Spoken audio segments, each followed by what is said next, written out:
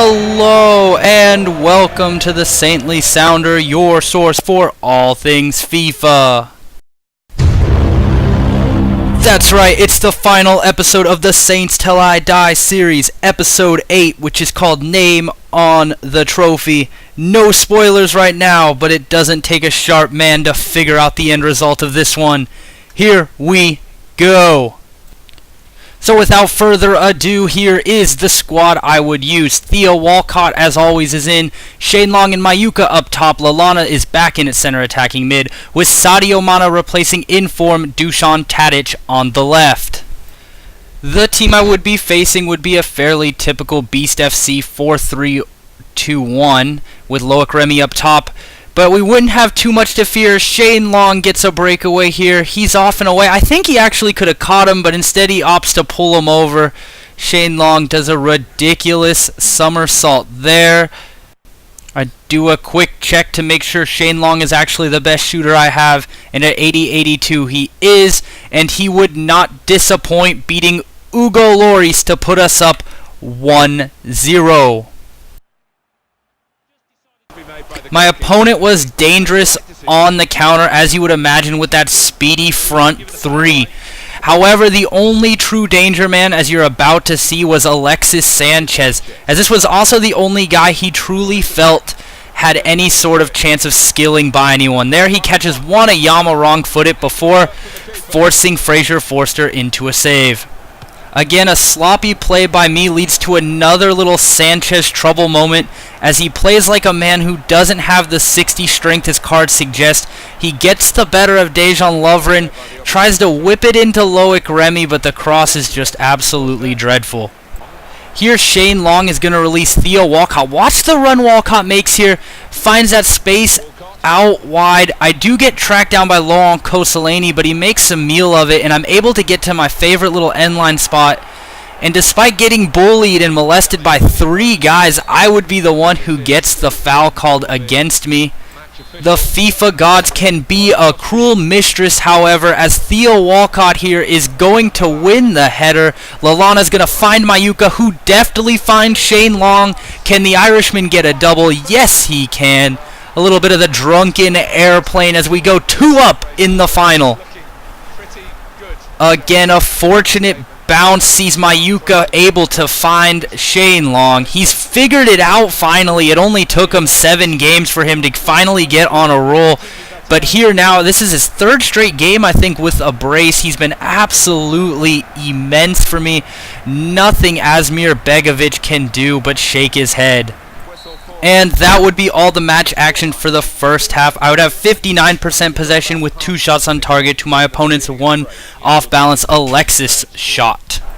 We pick it up in the 62nd minute with the score still 2-0. I try a little too hard to get Lallana a chance here, and it nearly cost me as my opponent goes out on the counter with Loic Remy.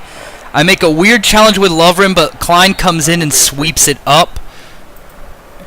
But once again, fouls on me would actually prove to be my opponent's undoing, as he tries a little too much with Francesc Fabregas, and Theo Walcott ends up on a straight sprint. He's not going to lose many of these races, and he finds the back of the net with his left foot.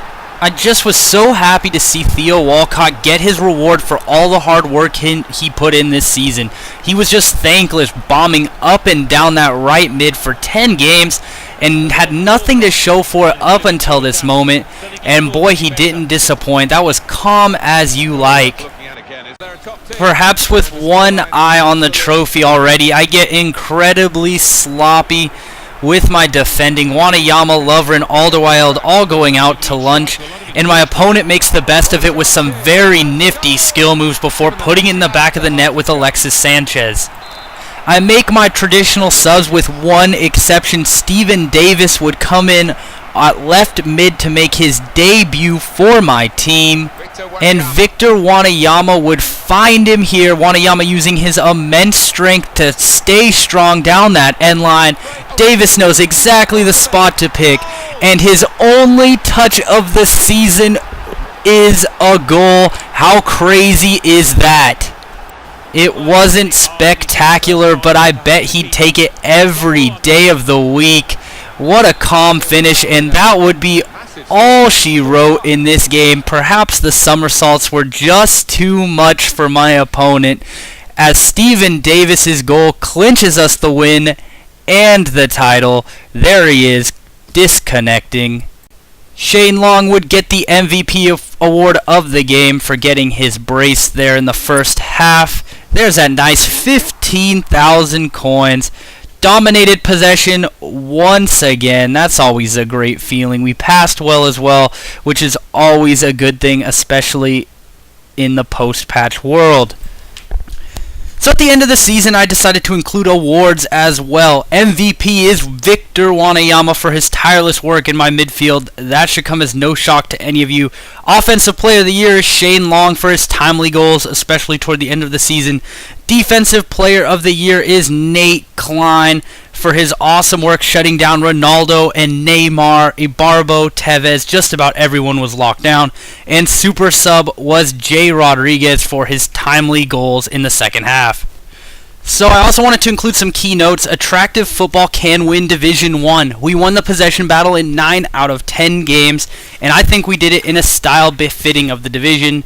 Super Subs win games. How many times during this season did Super Subs get the winner or the equalizer? It was crazy.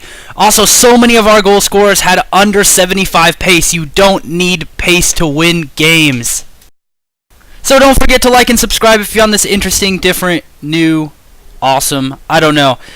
Also, I had to change video editing software, so if there is a noticeable change, that's what happened. My Mac died after 6 years, so I had to switch to PC, and I'm editing on the fly. This is actually the second time I've had to redo this episode, so thanks for bearing with me. Until next time, thanks.